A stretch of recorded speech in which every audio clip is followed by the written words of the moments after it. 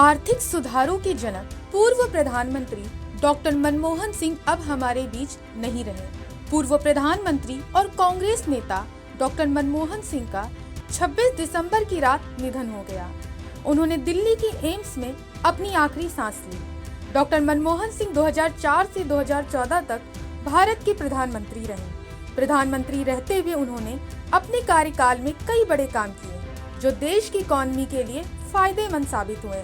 साथ ही वे अपनी सादगी, कार्य के प्रति निष्ठा और सौम्यता के लिए भी जाने जाते थे।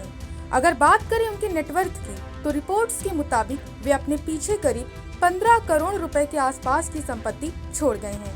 ऐसे में वो आपको बताते हैं कि डॉक्टर मनमोहन सिंह अपने पीछे कितनी संपत्ति छोड़ गए हैं। दरअसल प्रधानमंत्री पद से हटने के बाद डॉक्टर मनमोहन सिंह ने एक्टिव राजनीति से दूरी बना ली थी और अपनी बची हुई जिंदगी अपने परिवार के साथ बिताई।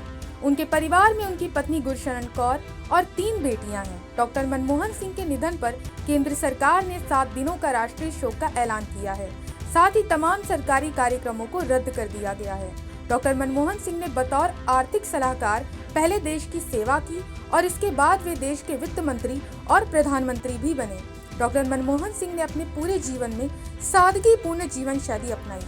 ऐसे में सबके मन में ये सवाल आ रहा होगा कि सादा सरल जीवन यापन करने वाले देश के आर्थिक सलाहकार, फिर वित्त मंत्री और प्रधानमंत्री के रूप में सेवा दे चुके देश के पूर्व पीएम डॉक्टर मनमोहन सिंह आखिर कितनी संपत्तियों के मालिक थे। तो आपको बता दें कि डॉक्टर मनमोहन सिंह ने साल 2018 में राज्यसभा सीट के लिए जब नामांकन दाखिल किया था, तब नामांकन के दौरान उन्होंने अपनी कुल संपत्ति 15 करोड़ 77 लाख रुपए बताई थी। वहीं एफिडेविट के मुताबिक साल 2018 से 2019 में उनकी कुल कमाई करीब 90 लाख रुपए थी। उनकी आवासीय संपत्तियों और बैंक जमा के अलावा चंडीगढ़ और दिल्ली में उनके अपार्टमेंट की कीमत 11 साल पहले 7 करोड़ 27 लाख रुपए थी और तब से उनकी कीमत में काफी बढ़ोतरी हो चुकी है। 2013 में उनके SBI खाते में जमा और निवेश में कुल 3 करोड़ 46 लाख रुपए थे। एफिडेविट में ये भी बताया गया था कि उनके ऊपर कोई बकाया कर्ज नहीं था।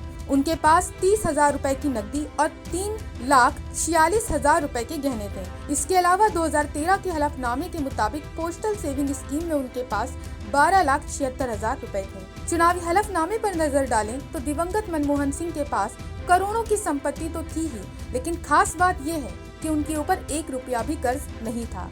उनकी संपत्ति का ज्यादातर हिस्सा बैंक अकाउंट में डिपॉजिट है और अचल संपत्ति से जुड़ा है। हलफनामे में उन्होंने बताया था कि डॉक्टर मनमोहन सिंह और उनकी पत्नी गुरशरण कौर के तमाम बैंकों के अकाउंट्स में करीब 7 करोड़ रुपए जमा थे, जबकि NSS पोस्टल सेविंग्स खातों में करीब 12 लाख रुपए से ज्यादा जमा थे। आपको बता दें कि दिवंगत पूर्व प्रधानमंत्री मनमोहन सिंह ने अपने हलफनामे में जो जानकारी शेयर की थी, उसके मुताबिक उनके नाम पर ना तो कोई कार थी और न ही उनके पास किसी भी तरह की कोई ज्वेलरी थी। हालांकि उनकी पत्नी के पास करीब 2,86,000 रुपए की गोल्ड ज्वेलरी थी। वित्त मंत्री रहे मनमोहन सिंह ने किसी शेयर, बॉन्ड या फिर इंश्योरेंस पॉलिसी में कोई पैसे नहीं लगाए थे।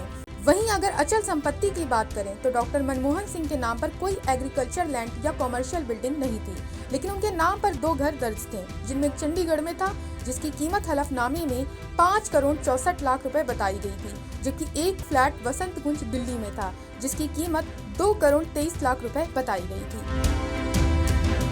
बहरहाल साल 2004 से 2014 तक भारत के पीएम रहने वाले डॉक्टर मनमोहन सिंह को एक विजनरी नेता और विचारक के तौर पर जाना जाता है। उन्होंने कई सोशल वेलफेयर प्रोग्राम की शुरुआत अपनी सरकार के समय में की। इनमें national rural employment guarantee act और राइट टू इंफॉर्मेशन एक्ट यानी सूचना का अधिकार शामिल है। ऐसे में डॉक्टर मनमोहन सिंह की गिनती देश के सबसे बेहतरीन अर्थशास्त्रियों में होती है।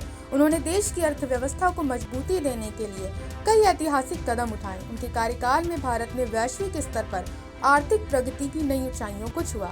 उनके निधन से देश ने एक सच्चा देशभक्त और महान अर्थशास्त्री खो दिया है। उनका योगदान आने वाली पीढ़ियों के लिए सदा और सर्वदा प्रेरणा स्रोत बना रहेगा। Bureau report, Punjab Kesari TV. हमसे जुड़े रहने के लिए हमारे YouTube चैनल को सब्सक्राइब करें और नई वीडियो की नोटिफिकेशन के लिए बेल आइकॉन को दबाएं।